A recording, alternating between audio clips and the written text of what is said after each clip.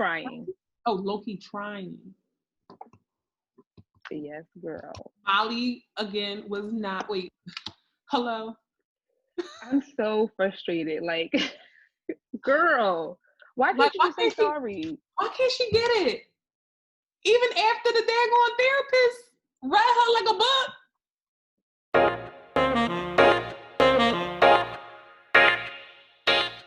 Hey guys, welcome back to another episode of Conversations with Jules, where I have real conversations with real people in real life.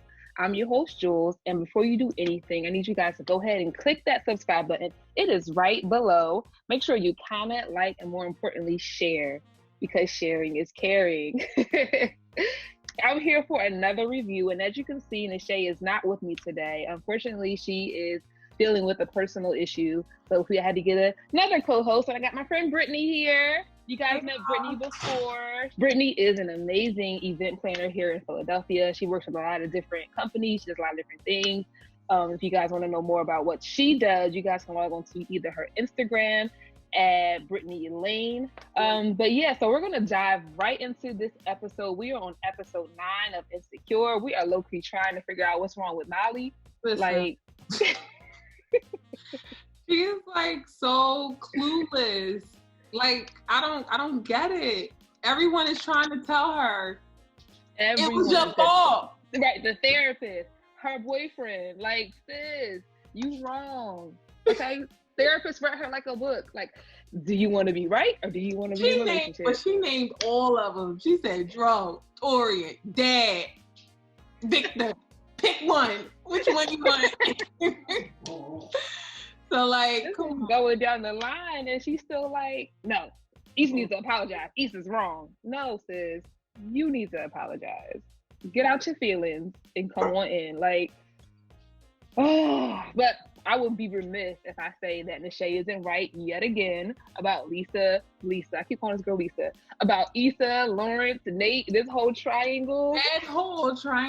But big ups to Issa for being upfront about it, being honest about the situation. She clearly, and I feel like we kind of got that sense from a few episodes ago that the relationship really wasn't like that. Like they were just genuinely friends now. Right. Has kind of moved out of that phase. So, big ups to her for, being open and honest about it. And I think Lawrence, from knowing Issa so much, kind of picked that up and was like, okay, the fact that she's like being honest, I'm not going to trip about it. Yeah, go for it. Right. Yeah. And it shows both of them have grown in that way. Like, Lawrence is not, insecure or jealous, and then Issa is like, listen, I'm putting it all out here. I'm not insecure or jealous either about your relationship with Condola, because she even brought it up. I mean, jokingly, she brought it up, but she was like, you good? Like, you still got pussy out here? And he said no. He cleared it up. So I guess they're basically back on. Let's get it. And again, you know my stance. I've been rooting for them from the jump. So let's get it. It's on and popcorn. Now he did kind of drop a bomb on her about moving to San Francisco. What you think Issa gonna do if he gets that job? I think Issa's going to be torn. I can honestly see Issa going to San Francisco, but then somehow messing it up. Really? I do. Like, I don't know. Somehow something's going to happen and she's going to I don't want to say fall into her old ways. I definitely don't see her cheating on Lawrence again. But I definitely see her somehow either realizing she's in a different place and she doesn't want to be with Lawrence, or she doesn't want to be in San Francisco. I see her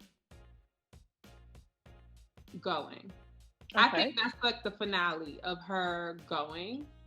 And then season 5 will be her navigating this space with her and Lawrence in San Francisco and being long distance friends with Tiffany and Kelly and trying to start a new circle of friends. And so you think Insecure is going to be over?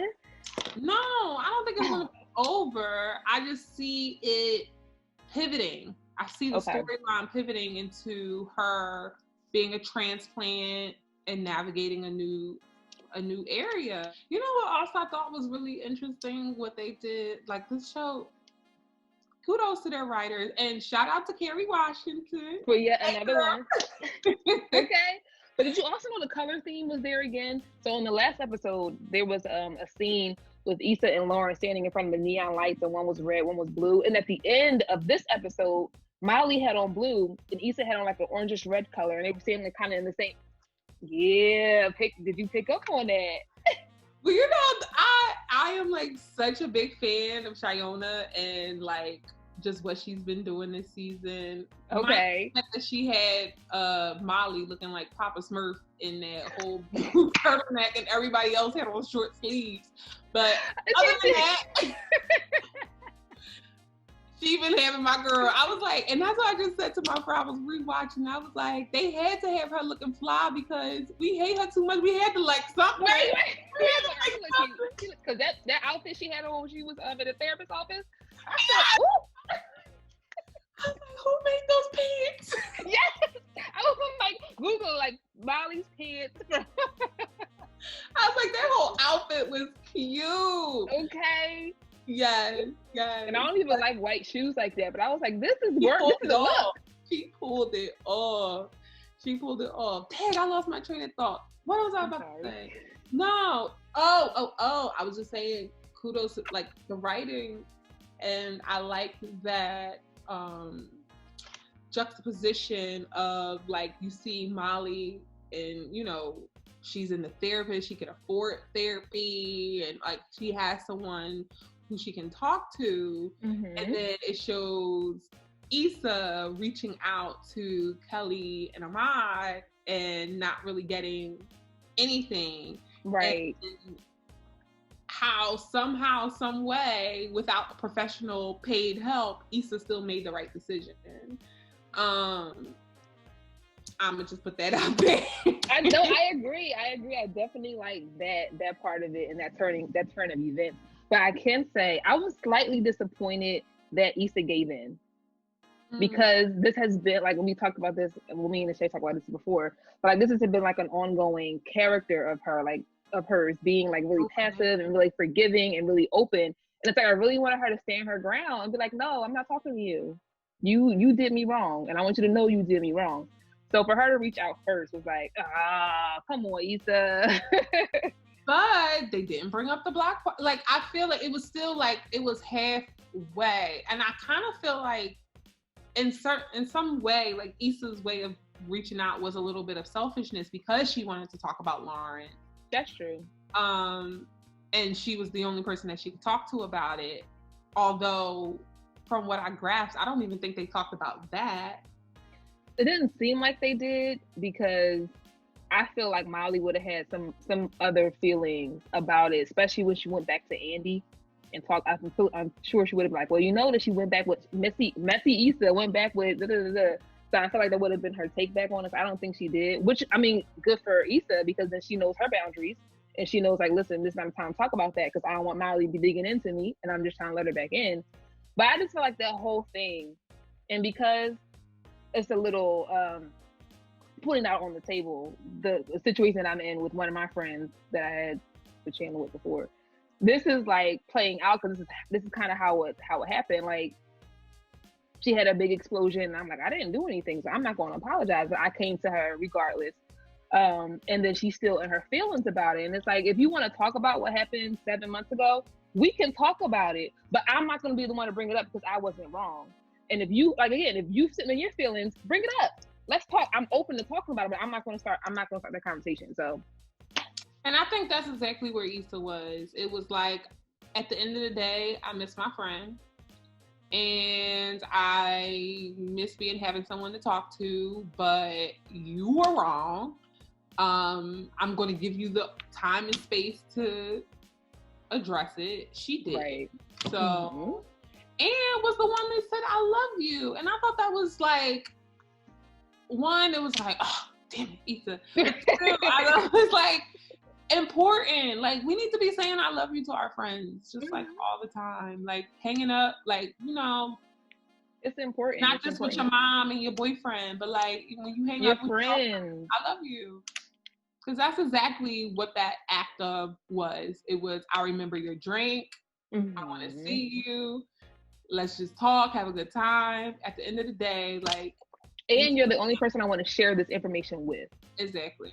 And Issa's being open and honest and showing love. And Molly is just closed. Molly's closed. Molly said this store is closed.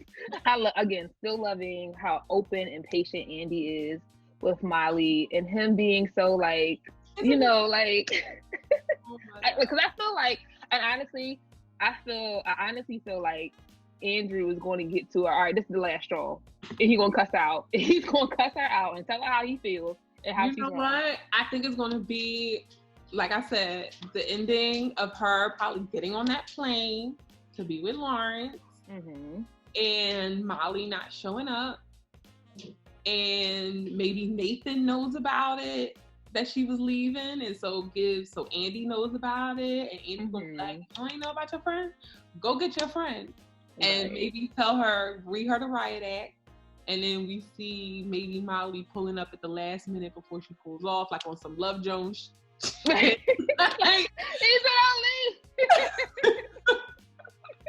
Have you ever had that situation, what happened with Molly texting the wrong person? Has that ever happened to you? Yes, it has. And when I say that is the most embarrassing, like, how do I get out of this type situation? Because it's like, what can you do? Like, you can't say, like, oh, I was talking about Lisa, girl. No, you wasn't. You was talking about me, which is why. Child. Yeah, again, like that was hilarious. Hilarious.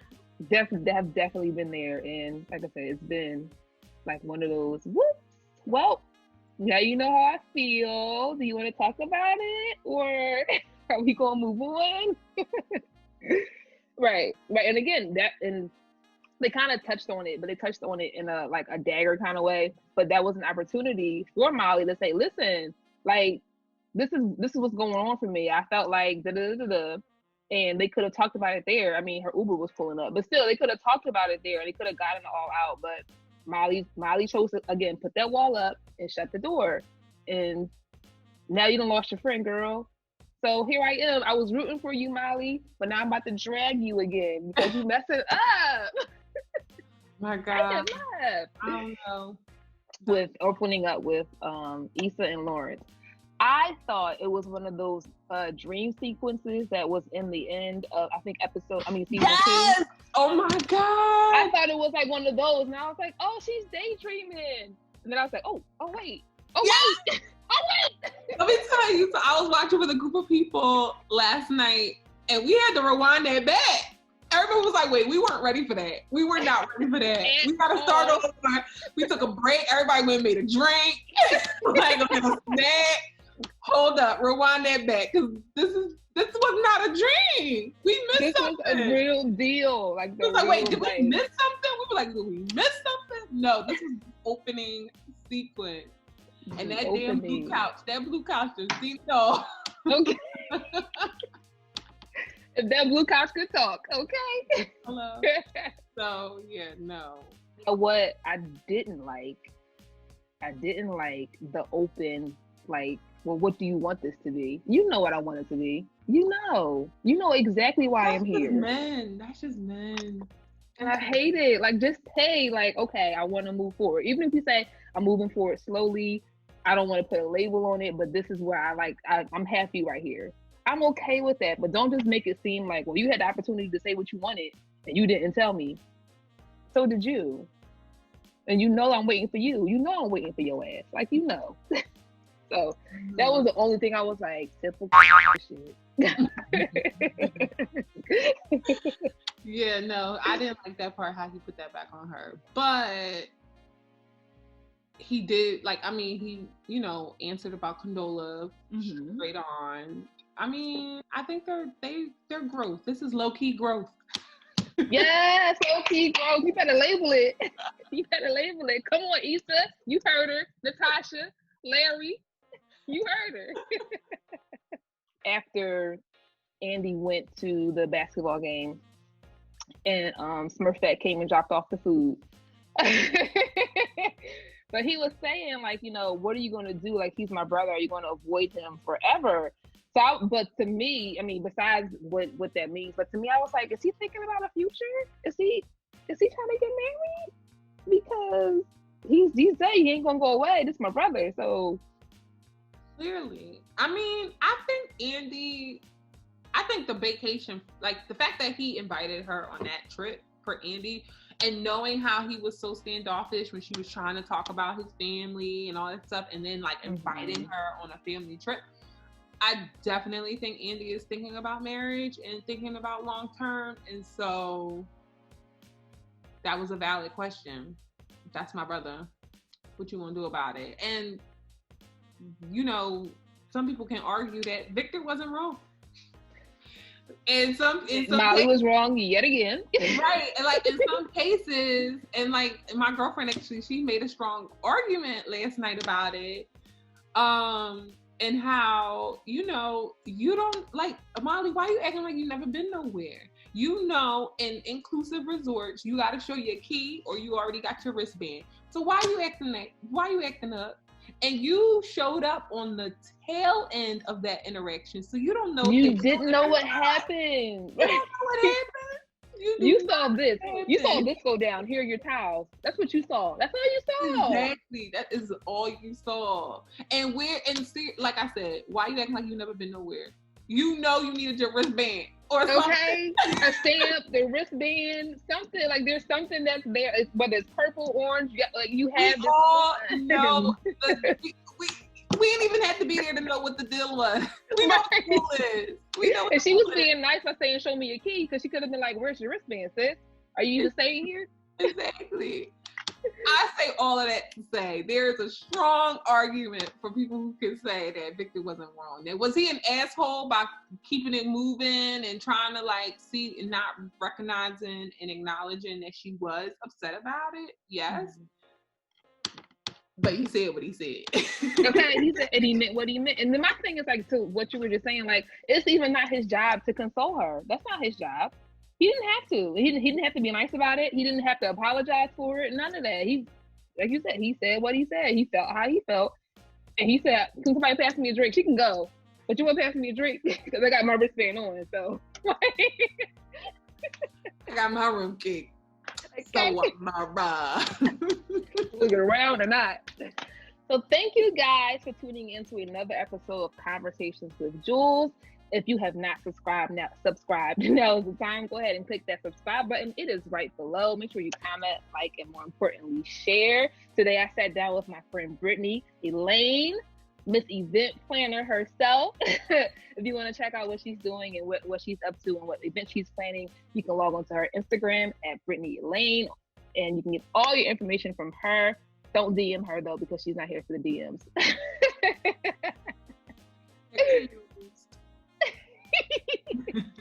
But thank you guys. I appreciate you.